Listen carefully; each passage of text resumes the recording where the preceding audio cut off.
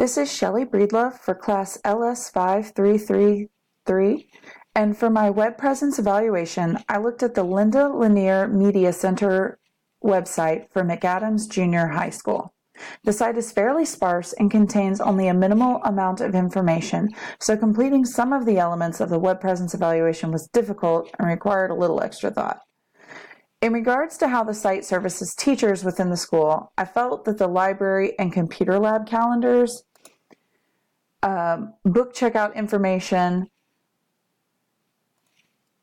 and information on how to use ebooks were the most likely to meet that group's needs. I felt that the library and computer lab calendars were useful to teachers in knowing what times other classes may be using those services so they can accommodate their schedules. I also felt that information about how students can check out books and use ebooks were important to this group, because while it may seem that those areas of information that students those are areas of information that students inherently know, it is not uncommon for students to forget things that they should know. In addition, the campus that this library is housed in only services 7th and 8th grade students, which means that students are only in the school for 2 years. So having common information like this readily available for teachers is even more useful. I felt like a collection of professional development opportunities, as well as a collection of digital tools and resources for the classroom, would be a valid and useful addition that the library could make to their site to better service teachers. This would more consistently draw teachers to the library site for those resources and would therefore increase teacher awareness of other events and programs that the library is supporting. I felt that parents benefited specifically from a few other elements of the site. As a parent to junior high students myself, I looked at it from the viewpoint of what I would most like to know if my child attended this school.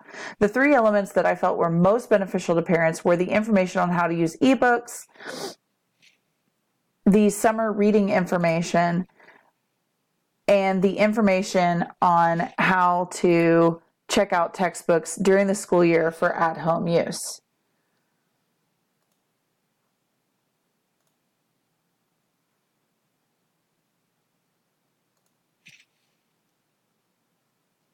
All of these elements of the site offer interested parents pieces of information that can be vital in helping them academically support their students at home.